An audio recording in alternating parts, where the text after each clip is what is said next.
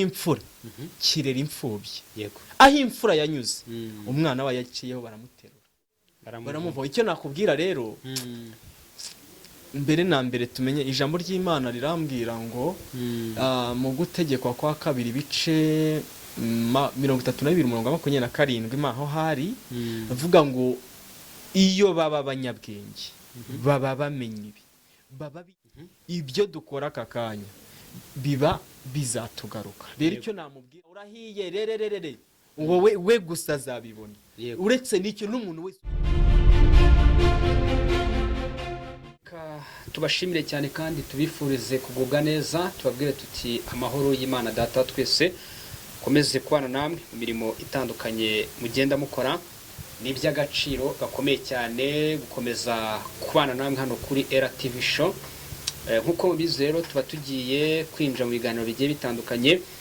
Kakanya rero twagarutse mu buryo bw'amashusho, tubazaniye umutumirwa, tugiye kuganira ku by'insengero ndetse n'imyidagaduro.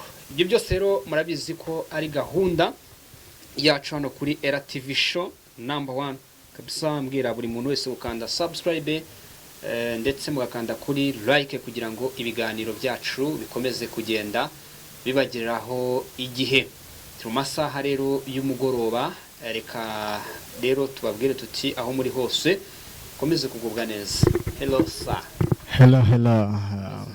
Ndamahoro ndashima Imana. Amakuru n'amahoro nta kibazo rwose.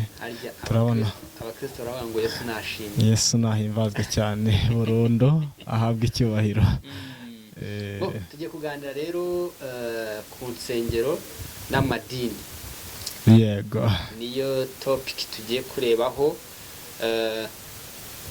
Turagaruka ku kijyanye rero n'ibibazo biri mu nsengero. Ubu tunone ahangaha iyo kintu tugiye kurebaho, tugiye gusesengura se by'umwihariko ibibazo ba mu madini bigiye bitandukanye. Icyambere tugiye kurebaho cyangwa se insanganyamatsiko y'iki kiganiro kugira ngo abantu babyumve neza, tugiye kuganira eske ubusambanyi mu madini bukorwa n'abapasiteri bubaho ntibubaho?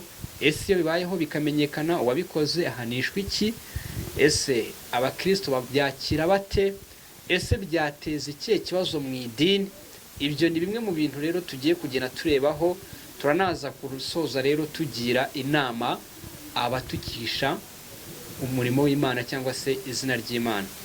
Reka rero nk'ikaze wibwire abantu, nta mugabo uvuga undi. Ngiye guha ikaze, nitwa Shema.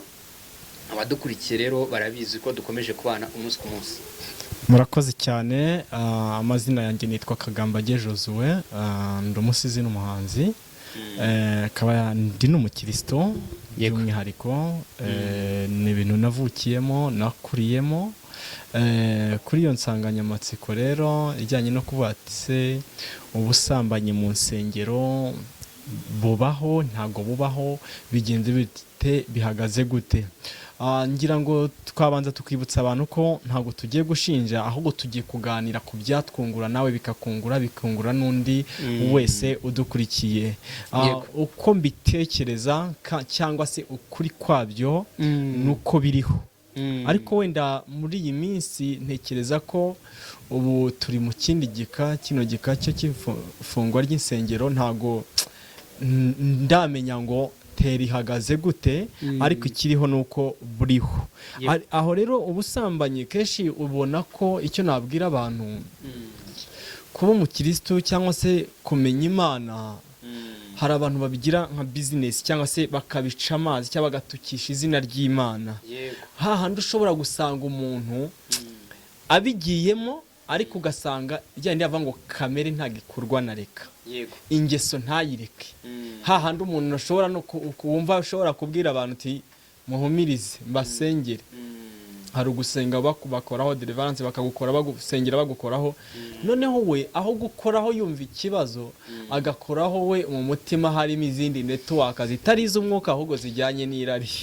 Aho rero urumva ko ubwo busambanyi bukaba, noneho kubera ko gusenga kenshi umuntu uza gusenga ntago aba yorohewe mu mutima, ibyo rimwe na rimwe ugasanga atabyitayeho, cyangwa se kubera ko aba bantu tubafitiye icyizere, batubitsemo icyizere, abakozi b'Imana, ugasanga we we agendeye kuri icyo cyizere ntanatekereze ko hari ikibi yaba yakorerwa. Yego. Niyo mpamvu buriya nta n'umuntu wemerewe kugukoraho uko yiboneye. Suppose umuntu mudahuje igitsina ntabwo ari byemewe kuba wamukoraho uko wishakiye. Yego. Usa nk'umuntu rero ubaye nk'ubinyuramo cyangwa se ubisobanura. Icyambere twavuze ko tutaje gushinja cyangwa se ngo tuvuge tuti bimeze gutya ariko kubaho ko bibaho. Ubona abakora imirimo nk'iyo ngiyo n'iki wababwira magingo yangaye? Abakora bamwe mu bapasiteri bakora imirimo nk'iyo ngiyo y'ubusambanyi, kuko nk'ubu ngubu hari nk'inkuru hano kuri RTV show derutse gutambutsaho y'ibintu byabaye mu gihugu cya Zambia mu itorero runaka muri paruwasi bita City Center Kiboria, maho ngaho gutyo Kiboria. Donc ni ukuvuga ngo ni umupasiteri wajyaga aryamana n'umugore w'umukristo rimwe kabiri gatatu.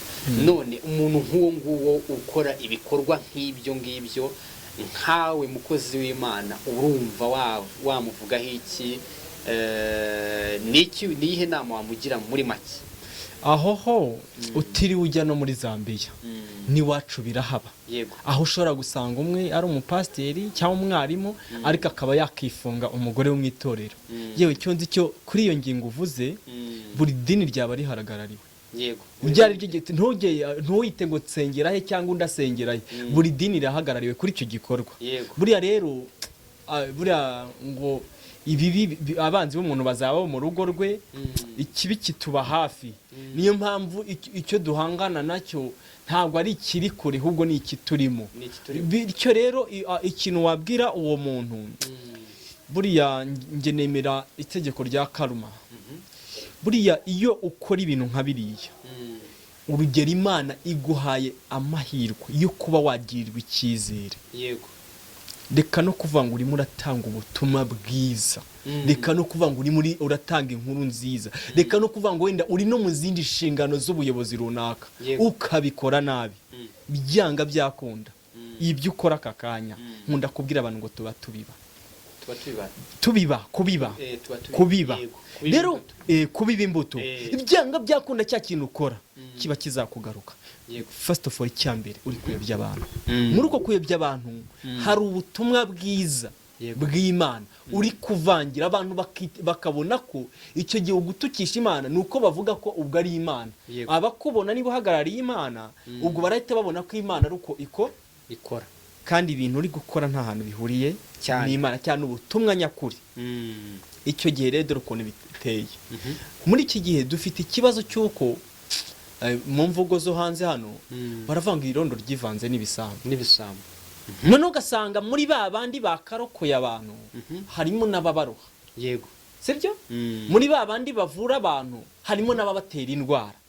None ugasanga ari cyo nabwira uriya muntu wo kabyara we, amateka yisubiramo. Aka kanya nshobora kuba nicaye muri iyi ntebe ariko ejo ugasanga ndahantu habi cyane. Yego. Bityo rero umuntu ukora biriya bintu namubwira bizamugaruka. Yego. Ni aka kanya buriya baravuga ngo iyo ibyaye amamasa yicunguza amarago. Yego. Iyo ukoze ibintu bibi nshobora kuba aka kanya n'urugero mfite imodoka ya Vigo, nkica gasozi wenda nkanayobya mu bwo buryo. Yego. Ariko kubera ko amateka yisubiramo kandi kibi gigukurikirana wakoze, wowe ushobora gusazira muri ibyo, ariko mwuzukuru wawe akaba ari uhangana na bya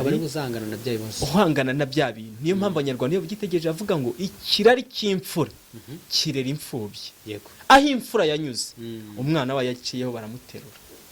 Ariko aho umubi nawe wanyuzemo iyo aciyeho umwana baramuva. Icyo nakubwira rero, mbere na mbere tumenye ijambo ry'Imana rirambwira ngo mu gutegekwa kwa 2 bice 32:27 maho hari avuga ngo iyo baba abanyabwenge baba bamenye ibi, baba bitaye ku iherezo ryabo. Bisobanuye ngo ibyo dukora aka kanya biba bizatugaruka. Rero icyo namubwira ni kimwe, reka ne ko kubwira ngo uzapfa uzarangira urahiye rererere, wowe gusa azabibona. Uretse n'icyo n'umuntu wese ukora ikibi kubera ko Imana buriya uretse icyo bita kwigiza nkana nta muntu ushaka kunanirwa gutandukanya ikibi n'icyiza cyane. Yego ngo kwibonaho amakosa ngo ni nko kwireba hano mu irugu, kwibona buranga abantu bibonaho amakosa ni abahanga. Umuntu wibonaho amakosa burya uwo muntu aba ari umuhanga.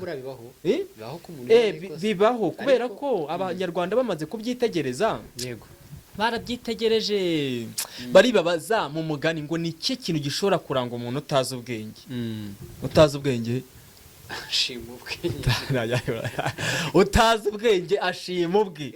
Ubwo bisobanuye ngo umuhanga ahora anyotewe, ahorana inzara yo kumenya. Buriya ngo niyo yaba hari ibintu igihumbi uzi, ntuzabure no kwegera ufite ikindi kimwe ngo kikubera iki gihumbi na rimwe. Umuhanga bita Socrates aravuga ngo I know that I know nothing. Menya ko ntacyo uzi uzamenya byinshi.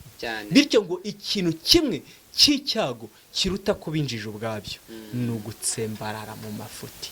Iyo watsembaraye uba wuzuye, uba uri fit, mba ndi umuhanga, mba narageze nta muntu n'umwe ntegereje kumva inama ze. Umuhanga ni uwumva, umuhanga ntabwo ari uvuga cyane.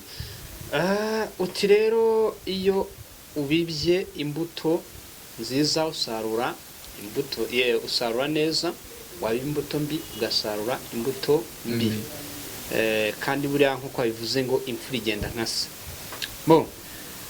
Ikintu nk'icyo ngicyo cy'ubusambanyi, impamvu nagitinzeho cyane ndagira ngo abantu bagisobanukirwe, kuko twavuze tuze tugire icyo tubwira abantu kandi babashe kumenya eske ikintu nk'iki gikozwe mu rusengero bigenda bite.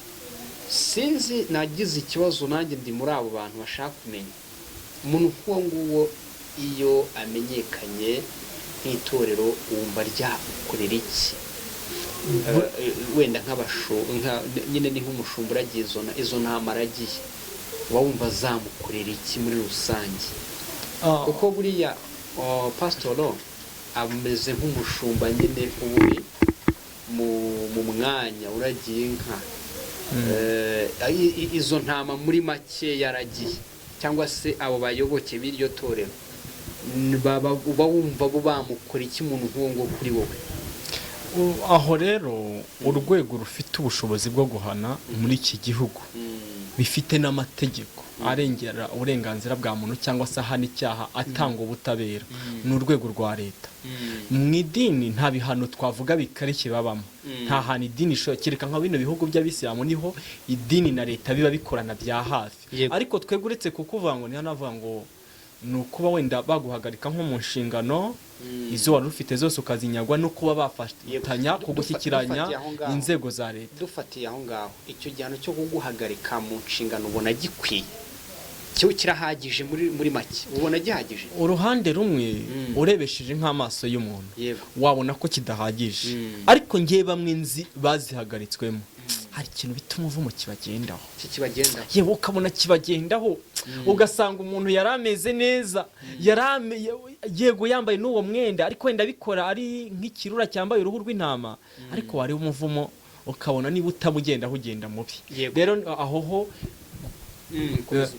ukabona agenda umuvumo ugenda mube. Bityo rero ibyo dukorera abantu biba bizatugaruka. Yego, uti ibyo dukorera abantu rero biba bizatugaruka. Ubwo abadukurikiye barimo baragenda babyumva. Ni ukuvuga ngo twebwe ubu turi muri gahunda yo kubaka umurimo w'Imana, niyo gahunda ya RTV Show. None sasa uti ntabwo icyo gihano gihagije. Ikindi kintu cya kabiri nashaka kumenya kuri icyo kintu, mu by'ukuri ni ikintu cyeza mu madini ndetse no mu nsengero zigiye zitandukanye, usibye ko mugani muri iyi minsi hanajemo akantu ko kuba zihagazeho, ariko byari bihari kubw'inyungu z'uwo muntu ukora ibyo byose bitukisha izina ry'Imana. Amadini nk'ayo ngayo cyangwa se insengero nk'izo ngizo uzifata mu buryo, zikora mu buryo bw'inyungu z'abantu runaka ku bwayo kubitekereza, eske ziba ziri mu nzira yo kwigisha ijambo ry'Imana?